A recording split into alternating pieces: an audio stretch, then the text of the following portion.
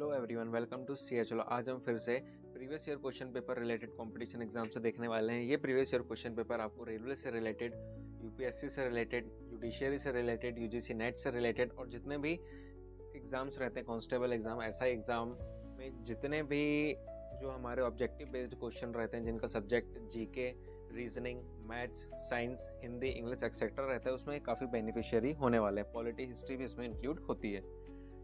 आज का हमारा पहला क्वेश्चन है, which of the following constructions in Madhya Pradesh not won the Aga Khan award for architecture.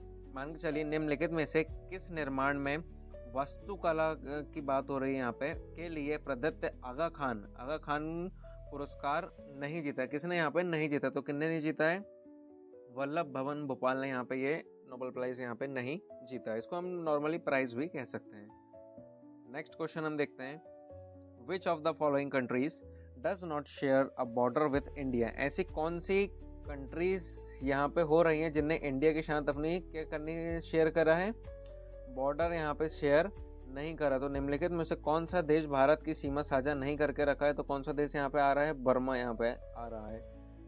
Next हम देखते हैं थर्ड वाले क्या कहता है, Which one of the following language is not recognized in 18th century to the Constitution of India? मतलब भारत का जो संविधान है उसका 8th जो अनुसूची बोलते हैं, जिसका शेड्यूल बोलते हैं, में निम्न में से कौन सी भाषा को मान्यता नहीं। मतलब इसमें ये कौन सा कह रहा है कि भाई कौन सी भाषा इसमें उपयोग होगी या नहीं होगी। तो कौन सी भाषा का नहीं है? इंग्लिश का यहाँ पे कोई भी पार्ट यहाँ पे शो नहीं होता है। नेक्स्ट क्वेश्चन हम देखते हैं हमारा फोर्थ वाला। On 29th June 2017 India's latest communication satellite GS8017, इसका कभी कभी फार्मूला भी पूछ लेता है कि फार्मूला बोले तो पूरा इसका सीक्वेंस वाइज नेम कि भाई GS8017 का फुल फॉर्म क्या होता है। Was launched from which country? ये जो GS8017 है वो किस कंट्री से लॉन्च हुआ था? तो कहाँ से लॉन्च हुआ था? ये हमारा फ्रांस से यहाँ टोटली लॉन्च हुआ था। नेक्स्ट क्वेश्चन है हमारा, पंचायती राज वॉज रिकमेंडेड बाय। जो पंचायती राज जो सिस्टम था वो किसके द्वारा रिकमेंड किया जाता था? पंचायती राज की संस्तुति निम्न के द्वारा की गई थी। किन के द्वारा की गई थी?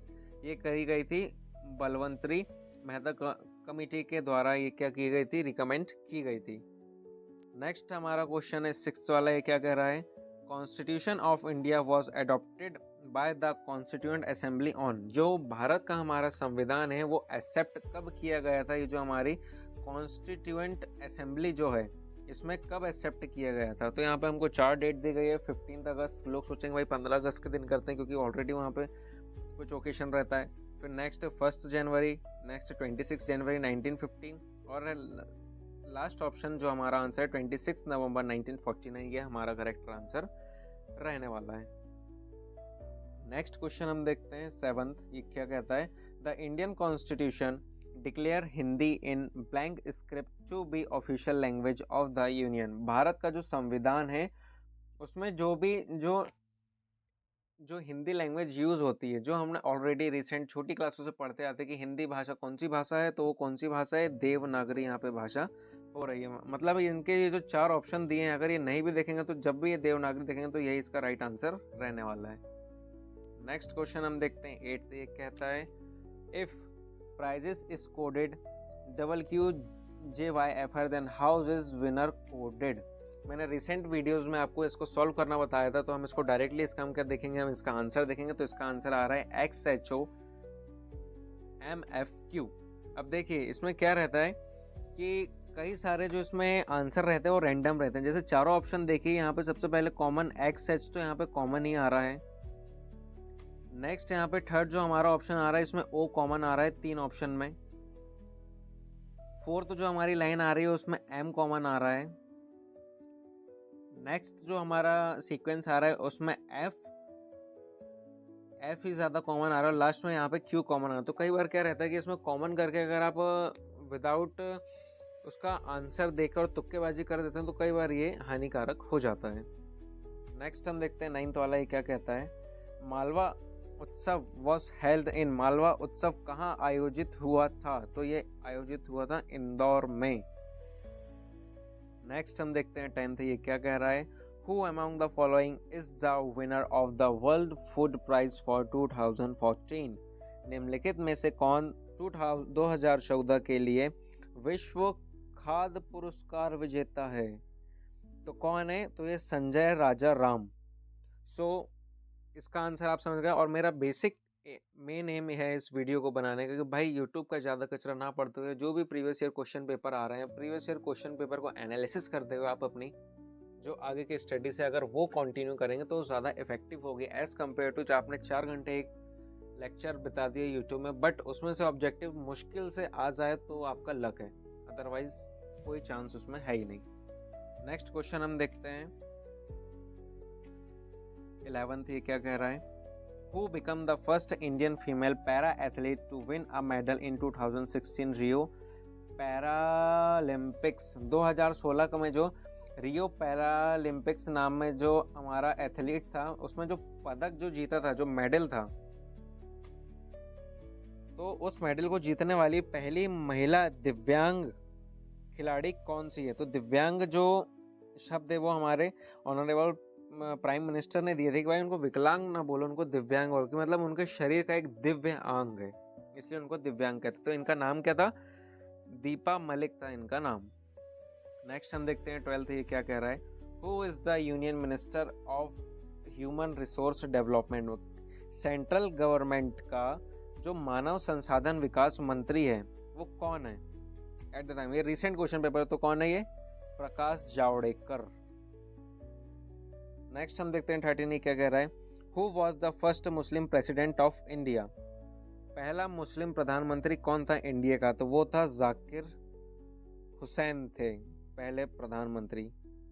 नेक्स्ट क्वेश्चन मैं आपको ये बताना चाहता हूँ कि जैसे यहाँ पे क्वेश्चन हमने 12th वाला देखे हैं कि who is the union minister of human resource development, कि हमको भाई कौन सा मंत्री चाहिए यहाँ पे? संसाधन विकास, मानव संसाधन विकास मंत्री चाहिए। तो ये जितने भी जो मिनिस्टर्स रहते हैं ये कभी भी किसी भी कारणवश इनको चेंज कर दिया जाता है। तो अभी इनका नाम का क्या आ रहा है? ये प्रकाश जावड़ेकर आ रहा है। हो सकता है बाय डिफ़ॉल्ट कल ये मिनिस्टर चेंज हो जाए।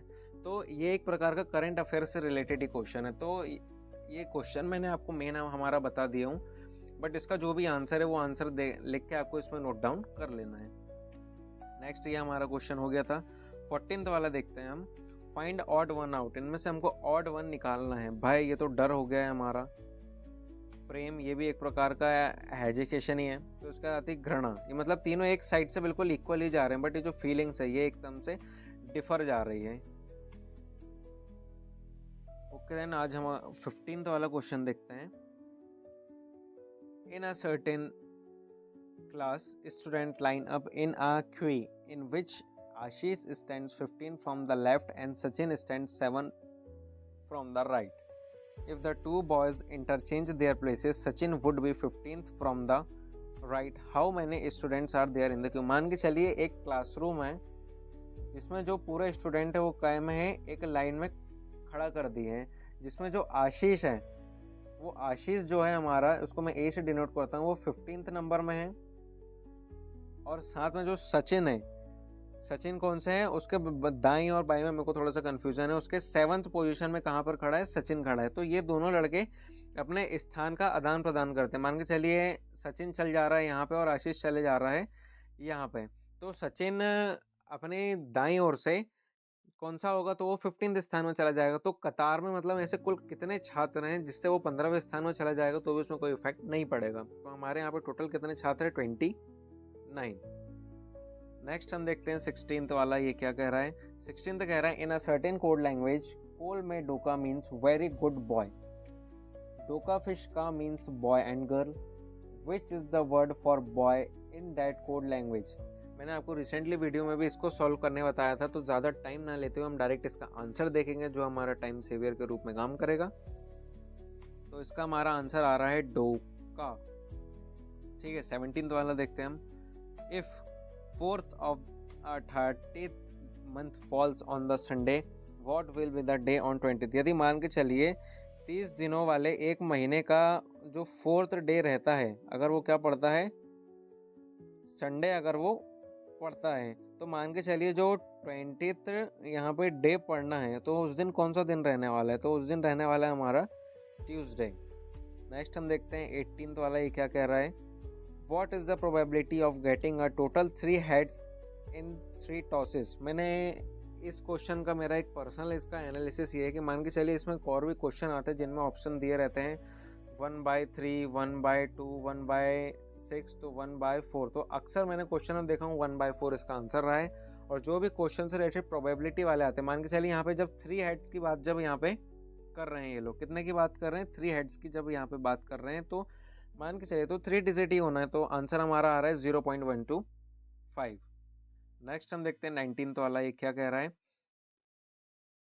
4 number have been given of which all numbers except one share some common property and hence are alike while one is different, choose the odd one। मान के चलिए 4 हमको नंबर देते हैं, कोई भी हम रैंडम नंबर 1, 2, 3 और यहाँ पे 4 हमको नंबर दिए हैं, जिनमें से केवल एक को छोड़कर शेष सभी कुछ सामान्य गुणों को साझा करते हैं। मान के चलिए जो हमारा 1 है ये अलग है एज कम्पेयर टू 2, 3, 4। तो मान के चलिए इसके एक जैसे हैं तबकि एक अलग है, एक यहाँ विषम ज्ञात कीजिए। मतलब ये हमको 4 ऑप्शन दिए हैं कि भाई एक सही है बट इसमें हमको एक डिफरेंट ढूंढना ही ढूंढना है। तो देखिए यहाँ पे 4, 6, 8, यहाँ पे 2, यहाँ पे भी 8 आ रहा है, यहाँ पे हमारे पास डिफरेंस कौन सा है 2, 6, 9 वाला। तो ये हमारा आंसर रहने वाला है।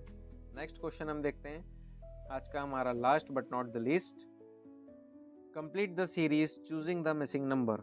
मिसिंग नंबर को भी सॉल्व करना मैंने आपको रिसेंट वीडियो में बता दिया था। कई बार इसमें क्या रहता है, जो भी ऑप्शन की तो हाईएस्ट वैल्यू रहती है या तो कभी वो आंसर रहता है एज पर कैलकुलेशन, अगर आपको तुक्केबाजी करना हो तो। अदरवाइज जो हाईएस्ट वैल्यू से अगर कम वैल्यू में अगर आपका उसका मिनिमम और एक्सट्रैक्ट करने पर आंसर अगर उसका मिड वैल्यू आता है तो आंसर हमारा क्या रहने वाला है 25। सो ओके देन, आज का जो हमारा छोटा सा वीडियो था प्रीवियस ईयर क्वेश्चन पेपर से रिलेटेड वो आज यहीं पे एंड होता है। मिलते हैं अपने नेक्स्ट वीडियो में। अगर आप किसी भी लॉ या previous year question paper competition exam से रिलेटेड अगर वीडियो चाहते हैं तो मुझे कमेंट में ज़रूर बताइएगा। मिलते हैं अपने नेक्स्ट वीडियो में, तब तक के लिए बाय बाय।